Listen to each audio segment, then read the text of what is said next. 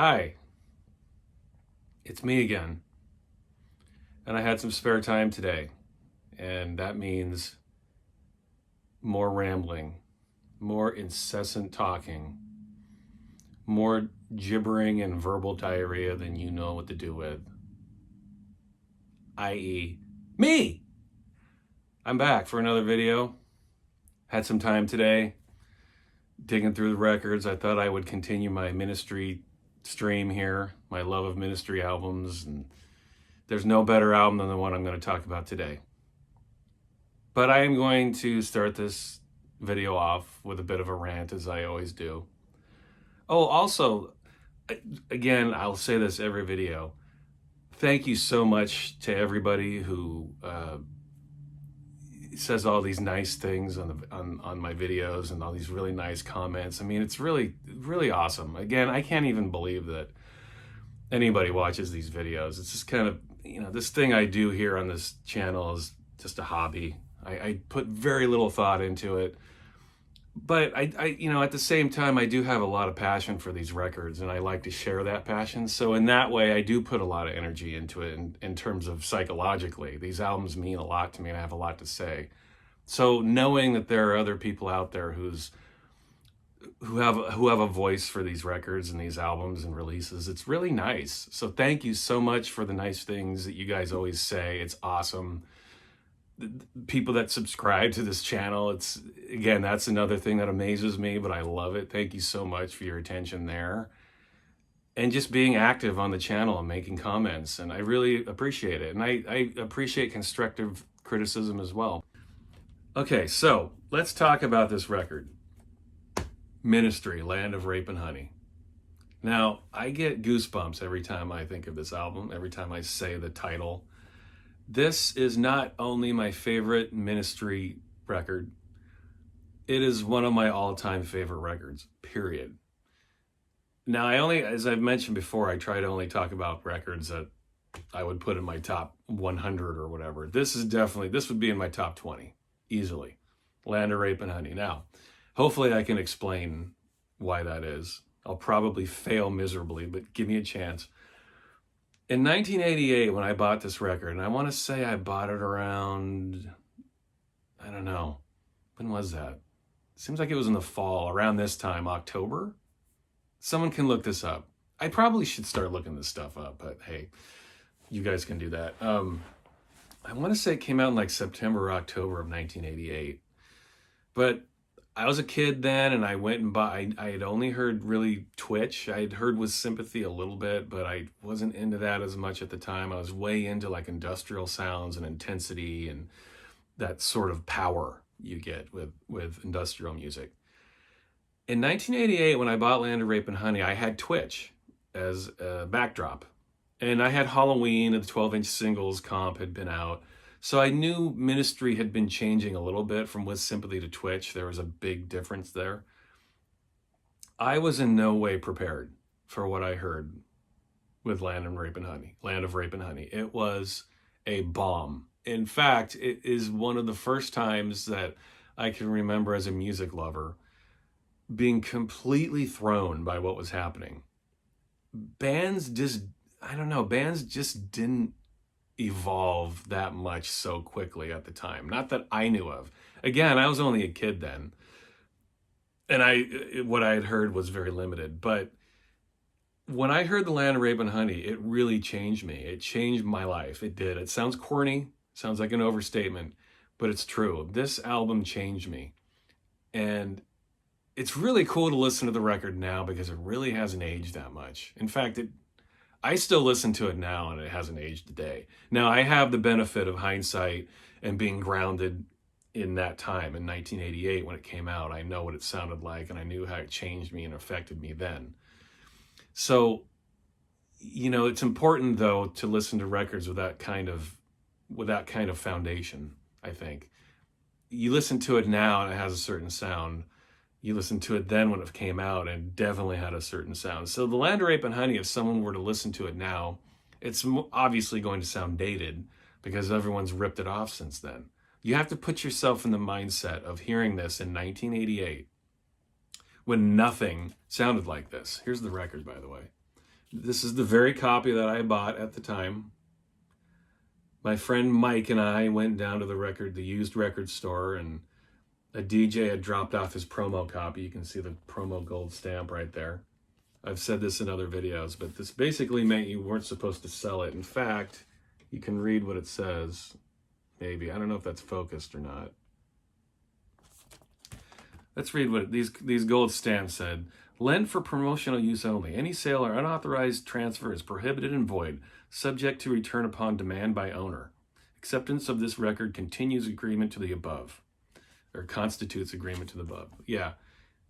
No, that never happened. Record companies never asked for these back. These were all over the place all the time, promo copies. Anyway, I bought this in the record store. This is the very copy I bought 33 years ago. Or, God, yeah, 33 years ago. Wow. Holy crap. It doesn't have a very exciting inner sleeve. I think after reading interviews with Al Jourgensen since then, it sounds like Sire didn't know what to do with this record at the time.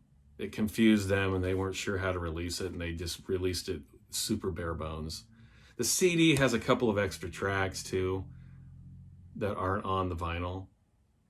Those 2 tracks are okay, but they don't really flow with this. You can see why Al left those 2 off. It kind of bogs the album down, those 2 tracks. Those 2 tracks would have been good B-sides. Yeah, they don't really lend much to the album. But these 9 tracks on the vinyl are all you need. Anyway, I bought this album in 1988. I took it home. My friend Mike and I took it home, dropped the needle down, and now we loved Twitch at the time. We were expecting more like that hardcore synth pop industrial sound. We dropped the needle down, track 1, side 1, which is Stigmata, which I don't know that I need to introduce this track. This song in itself is responsible for so much in the industrial synth pop, hardcore, whatever world. The song was a bomb. And that's how I heard it. I remember dropping the needle down, and my friend Mike and I were just looking at each other like, what is this? Is this the same band? It was so intense and so original, and still is. I can remember just being speechless. Like, what the fuck is this? I had no idea. It was unlike anything I'd ever heard. And that's really that's really the beauty of music, isn't it? Like hearing something that's so out of this world from another planet that you can't describe it. And that's still how I feel about this. This sound has been aped so many times now, but nothing compares to The Land of Rape and Honey. And I highly recommend any Al fan read his autobiography. It's really good. Who knows if a lot of it was true or not, but he talks about how he recorded this. He did a lot of tape looping and tape editing. He basically just run tape and cut it and splice it. And, it was super analog. No digital on this at all. Oh, and while it's on my mind too, one of the tracks on here, and I just learned this last year. I think they had what was it? They had a 30-year anniversary of this a few years ago. And I saw an interview on YouTube with Al, and he talked about this abortive track. That's actually an Adrian Sherwood track. It's not Al at all. He said that he traded some drugs and, I don't know, he traded some drugs and maybe another song for abortive. So abortive is an Adrian Sherwood bomb. But you know what? It works. It fits on here, and Adrian Sherwood taught Al everything he knew up to that point anyway. So it fits right in there. It's an interesting end to the album. It does sound very different than the others, but it also kind of fits. Anyway, this album rocked my world. It still does. Why it rocks my world is what I just tried to explain. It doesn't sound like anything else, and it still doesn't. This also inspired so much, including, I made a past video about Rabies, Skinny Puppy. This is the reason that Skinny Puppy brought Al in to work on Rabies. This album right here. And you can hear why. Rabies sounds a lot like this in a lot of ways. Screeching guitars, but electro rhythms, tape editing and tape looping, intensity. dance music, but metal as well. I still hesitate to call this metal. I mean, when I think of metal, I think of, Iron Maiden and Metallica and shit like that. And Metallica, I think, was a big influence on Al when he made this. At least that's what he said. But yeah, to me, it doesn't sound anything like that. It sounds like Al trying to marry the idea of techno and synth pop to heavy metal and industrial and experimental. And that's the best way to describe this. There's really no other way. It's hard to describe this album. It's just such a tour de force of creativity here. The best way to describe this is just to listen to it. You can't describe it. You can describe how it makes you feel, and I think in that way, if someone's articulate enough, and I'm a much better writer. I express myself much better over the written word. I do have a website too. I write about music. If anyone's interested in seeing that, I can post a link. I really don't like trying to sell myself or promote myself. But if anyone's interested in seeing my writing, I can send a link. But anyway, this record means a lot to me. It's got all kinds of different elements on it. Metal, punk, synth pop, techno, electronics, experimental. It's just a fucking weird album. Really, truly bizarre. Kind of scary, dangerous, but fun, melodic. It's hard to describe. It's such a good album. Again, it starts with Stigmata, which is like this weird electro punk before electro punk was a thing, okay? Stop marrying that term to all the shit you hear now. This Stigmata came out in 1988, in a year where electropunk was years away from even being termed and coined. It just had its own sound. Stigmata was an explosion of energy. Then The Missing and Deity were like these weird hyperkinetic metal electro tracks. Golden Dawn's a down-tempo kind of almost dub track with weird samples on it. I think it's Aleister Crowley on there that he's sampling. Destruction, Land of Rape and Honey is another down-tempo jam. You Know What You Are, which is my personal favorite song on there. It's kind of like this down-tempo chugging, almost housey industrial track with samples from Platoon and The Good, the Bad, and the Ugly. Then Abortive also has samples from Platoon, like at the beginning when you hear that "What's up, man?" or "Hold up, man." That's from the movie Platoon. Platoon is heavily sampled on this, actually. Those of you who haven't seen Platoon or know what that is, it's an Oliver Stone movie about Vietnam. Heavily sampled. You know what you are when you hear those voices saying, "Dance, motherfucker!" and "Come on, motherfucker!" That's from Platoon. Then the laughing, that laughing at the beginning, that's from The Good, the Bad, and the Ugly. Anyway, tons of great sampling, tons of great songwriting. One of the greatest albums of all time, The Land of Rape and Honey. This is Al Jourgensen's tour de force. If you like Al Jourgensen, this is his best release. I don't care what you say. You can argue with me all day. You're not going to convince me that this is not his greatest release. Al was firing on all cylinders. The guy's a genius anyway. Drugs have completely fucked his mind now. He's a mess, and his music is not good now, in my opinion. But this was Al at his tip top, at his very, very best. And the two albums he would put out, actually the three albums he would, I've changed my mind about Filth Pig. I didn't like it at the time, but I think it's great now. But I'll get to that in another video. The three albums he did after this are all really cool in their own way. But this, records don't get any better than this, guys and gals. This is the greatest, one of the greatest albums of all time, in my opinion. It never gets old. I've listened to this probably 1,000 times in my life, and I won't stop. I hope that kind of sums up why I feel so strongly about this record. It just doesn't sound like anything else. And how often can you say that about an album? It doesn't happen often. And for somebody who loves punk and jazz and experimental and techno and dance, that kind of energy, like to me, to my ears, it's not so much about the approach, it's about the energy.